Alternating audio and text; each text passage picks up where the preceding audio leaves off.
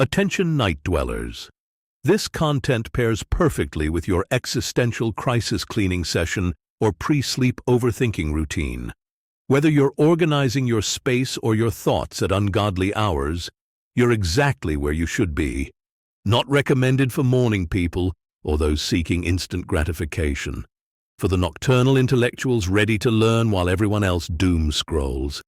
Welcome to Learn at Night. All right, listeners, ready to dive into something pretty awesome today. Let's do it. Happiness. Happiness, yeah. We all want it. Of course. We chase it, we sing about it. Absolutely. But what does the science actually say about cultivating a joyful life? Yeah, that's the big question, isn't it? Yeah. We throw the word around all the time, but what's actually going on up there? And we've got The Science of Happiness, Unraveling the Joy Within, as our guide for this deep dive. Excellent source. Lots of great research in there. It really does go way beyond those think positive platitudes. Oh, yeah. It challenges those simplistic notions we often have about happiness, for sure. So it's kind of like, we talk about gut feeling. Right.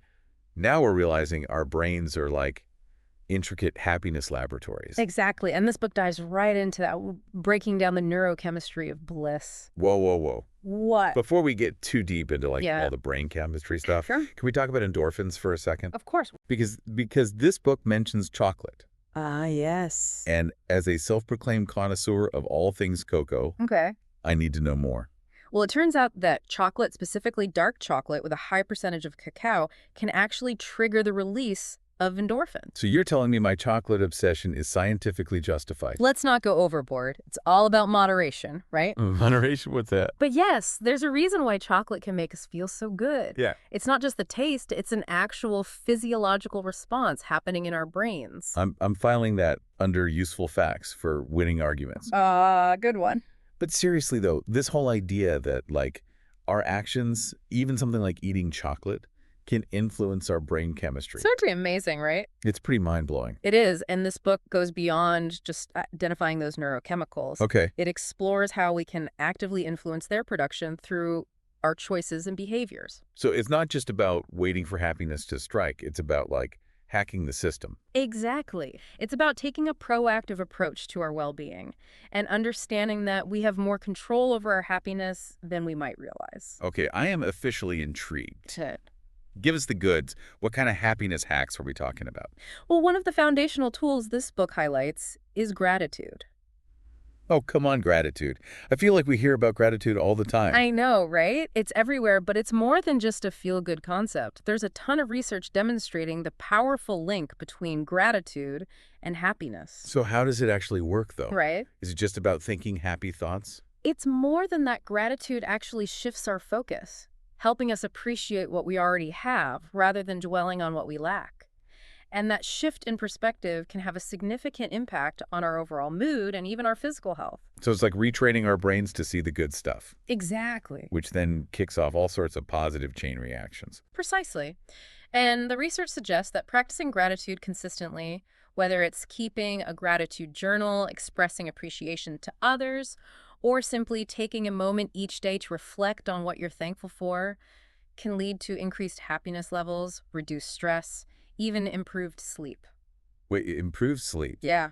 Sign me up. Yeah. I'm all about anything that promises a better night's rest. You hear you on that one. Although, speaking of sleep, didn't you stay up way too late last night watching those cheesy documentaries about, Hey, those documentaries are educational. Besides, we can discuss my questionable viewing habits later. Fair enough. Let's stick to the science of happiness for now. Okay. Back to the topic at hand. Right. So we've got gratitude as like a happiness power-up. Yes. What else is in this arsenal of joy? Well, this book emphasizes something that's fundamental to our well-being, but often gets overlooked in our fast-paced, individualistic society. Okay, I'm listening. Connection. Like actually talking to other human beings That's the one. in person. Shocking, I know. Wow. But it turns out we humans are wired for connection. We thrive in relationships, and even small interactions with others can significantly impact our mood. So you're telling me that my daily dose of grumpy barista small talk actually has a purpose? Maybe not grumpy, but yes, even brief encounters with others can provide a sense of belonging and boost our mood. Wow. I'm starting to see the world in a whole new light. That's good to hear. Maybe I should be nicer to that telemarketer who keeps calling during dinner. Uh-huh. That's probably going a bit too far. Yeah, just kidding. But seriously, though, this connection thing is powerful stuff. It is, and it's not just about the quantity of connections, it's about the quality. Nurturing close relationships, spending time with loved ones, engaging in activities that foster a sense of community. Those are all key ingredients in the recipe for happiness. Okay, listeners, you heard it here first. Ditch the dating apps, put down your phones, and go have an actual real-life conversation with someone. Well, let's not get too extreme. There's a balance to be struck with technology, which is something we'll explore a bit later. But yes, prioritizing real-world connection is crucial for our well-being. Okay, so I'm sensing a theme here. Oh, yeah. What's that?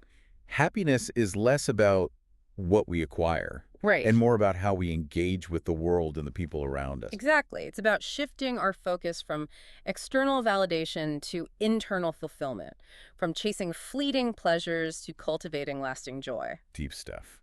And I bet you're just itching to tell us about another one of these fascinating happiness concepts. You know me too well. This book also delves into the concept of flow, coined by psychologist Mihaly Csikszentmihalyi. Flow, like going with the flow. Wait, isn't that what I'm supposed to be doing right now instead of interrupting you? Well, in this context, flow refers to a state of complete absorption in an activity. It's that feeling of being so engrossed in what you're doing that you lose track of time, your worries fade away, and you feel a deep sense of satisfaction and fulfillment. Ooh, I think I've experienced that before. It's like when I'm editing those really long, rambling podcast episodes. No, wait, that's just a feeling of impending doom. But seriously, I get what you mean. It's like being in the zone, right? Precisely. It's about finding those activities that truly captivate us, whether it's playing music, writing, dancing, gardening, or anything that allows us to fully immerse ourselves in the present moment. So finding our flow is like unlocking a secret level of happiness. You could say that. I'm ready to level up. That's the spirit. And the great thing is that flow isn't limited to specific activities. It's about finding those moments of deep engagement in whatever we do, even in everyday tasks. Okay, so it's not just about finding hobbies we love. It's about bringing that sense of flow into all aspects of our lives. Exactly. I'm starting to think this happiness thing is a lot more attainable than I initially thought. I think you're right. It's not about waiting for some big break or magical moment. It's about making conscious choices in our daily lives that cultivate joy and well-being. That's the heart of it. Speaking of habits, Yeah. I'm sensing a transition coming on. You got it. Are you about to drop some knowledge about the power of routine? You know it. But before we dive into that, I think it's time for a... Word from our sponsors. But wait, we don't have any. More time for us to geek out about happiness. Back in a flash, listeners. And we're back. Back to more happiness talk. More happiness talk. Awesome. You know, we were just about to get into this whole routine thing. Yeah, routines. And I know it doesn't exactly sound like the most thrilling topic. Not exactly the recipe for a life filled with, joy and spontaneity. Well, that's where the science of happiness kind of throws us a curveball. Yeah. Because it turns out that routines, far from being the enemy of happiness, can actually be a powerful tool for cultivating it. Okay, so Think of it this way. let me guess. Uh, Another analogy. maybe. You're on a roll today. Well, analogies help make things relatable, right? I guess so. Okay, so imagine building a house. Okay, I'm picturing it. You wouldn't just start throwing up walls and a roof without a solid foundation, would you? Definitely not. I've seen way too many episodes of those home renovation shows to know that a shaky foundation is a recipe for disaster. Exactly. And in the same way, our routines are like the foundation of our well-being. Ooh, I like that. They provide structure stability and a sense of grounding, which allows us to build a more joyful and fulfilling life on top of that base. So routines aren't about being like rigid or robotic. Yeah. It's more about creating a supportive framework for happiness. Exactly. And the book highlights some key areas where establishing routines can be particularly impactful. For example, regular exercise. Oh, come on. I knew you were going to say exercise. So can I say it's important? Can we just skip that part and go straight to the chocolate and wine section of this happiness manual? While I admire your dedication to the finer things in life, exercise is undeniably important for both our physical and mental health. Okay, fine. And it doesn't have to be about, grueling workouts or marathon training. Thank goodness, because the only marathon I'm interested in involves binge-watching my favorite show on the couch. Well, even moderate exercise like brisk walking, dancing, or swimming can have a significant impact on our mood, reducing stress and boosting those feel-good endorphins. All right. You got me at endorphins. You know how much I love those. Exactly. And speaking of things that boost our mood, getting enough sleep is another crucial aspect of building a solid happiness routine. Sleep. Oh, man. Sleep is my superpower. I believe it. I could write a dissertation on the art of napping. Well, as long as your napping habits aren't interfering with your productivity, I say embrace that superpower. Oh, they definitely interfere with my productivity. Well, anyway, seriously, chronic sleep deprivation can wreak havoc on our mental and emotional well-being. It's like running our brains on fumes. Ugh, yeah, I know that feeling all too well. Remember that time I pulled an all-nighter to finish that project and ended up sending an email with the subject line, "Cats are fluffy." Oh, yeah, I remember that. Let's just say I'm glad I wasn't on the receiving end of that email. Yeah, you and me both. But yes, prioritizing sleep is essential for maintaining a positive mood, regulating our emotions, and making sound decisions. Noted. Good. So we've got exercise and sleep as cornerstones of our happiness routine. Yeah. What else is on this list? Hit me with it. Well, the book also emphasizes the power of small, consistent acts of kindness. Wait, really? This one might surprise you. Okay, I'm intrigued. Tell me more. How can being nice to other people actually boost my own happiness? It's a fascinating phenomenon. Research has shown that acts of kindness, no matter how small, trigger a release of endorphins in our brains. Right. Remember those feel-good chemicals we were talking about earlier? Endorphins. So basically, being kind is like giving myself a happiness shot. You could say that, Yeah. and it creates a ripple effect. When we're kind to others, it not only makes us feel good, but it also inspires others to be kind, creating a more positive and supportive environment for everyone. That's awesome. It is. It's pretty powerful stuff. So it's not just about those grand gestures or donating millions to charity. It's about those everyday acts of kindness that can make a real difference in our own lives and the lives of others. Right. Exactly. It could be something as simple as holding the door open for someone, offering a genuine compliment, or simply lending a listening ear. I love that. Those small things can really make a big difference. Totally. I'm starting to think this whole happiness thing is a lot more attainable than I initially thought. It's not about waiting for some big break or magical moment. It's about making conscious choices in our daily lives that cultivate joy and well-being. That's the key takeaway for sure. It's about those small, consistent actions that add up over time. So powerful. It brings us to another important aspect of building a happiness routine. Yeah. But I need a mental break. My brain is like overflowing with happiness hacks. I hear you. It's a lot to take in. It is. How about we take a quick pause and... And hear a word from our sponsors. Oh wait, still no sponsors. Yep. More time for us to geek out about happiness. Sounds good to me. Back in a jiffy, folks. Huh. We're back, folks, feeling refreshed. Ready for more. And ready to, tackle the final stretch of this happiness deep dive. Let's do it. You know, it's funny. Before we started, I kind of had this image of happiness as this, elusive butterfly Oh, yeah. that you had to chase through a field of daisies I can see it now. with, a net, Yeah. clumsily running after a fleeting moment of joy. Yeah, very poetic. But seriously, though, thanks to this book, The Science of Happiness, Right. and, our awesome conversation today, Of course. I'm starting to see happiness less as a destination and more as, what's your analogy for it?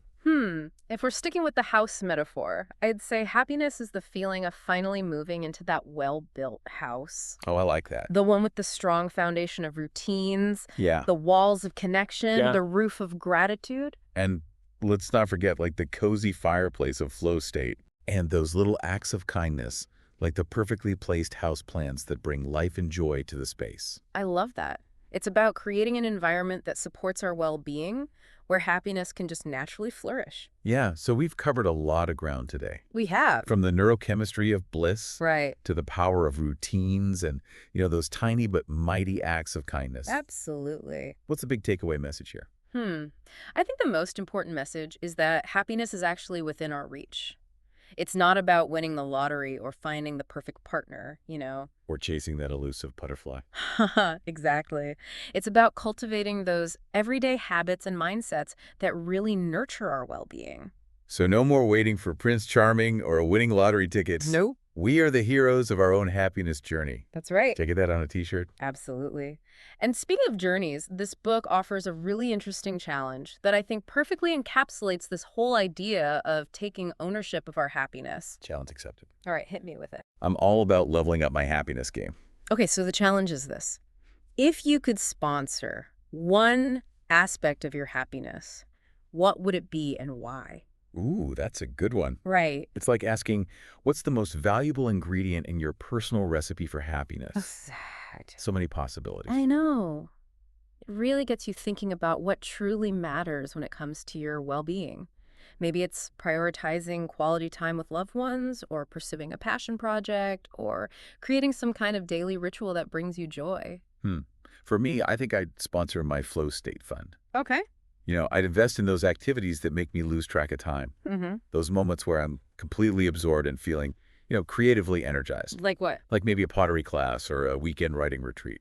Something like that. That's a great choice. Yeah. Investing in experiences that bring you into that flow state is like giving yourself a direct injection of happiness. Exactly. Uh-huh. And it reminds me that happiness isn't always about those grand gestures or material possessions. It's often found in those, quiet, ordinary moments where we're fully present and engaged in something we love.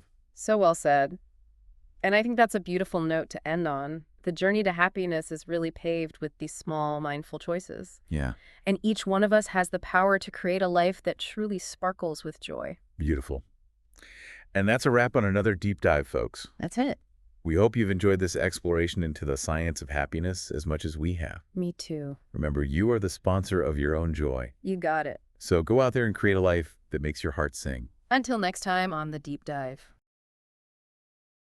Well, congratulations on separating yourself from the horde of dopamine zombies out there. Share this sacred knowledge with someone who still has a spark of curiosity left. Return tomorrow night when the digital cattle have exhausted their screen time. We'll be waiting with more forbidden insights.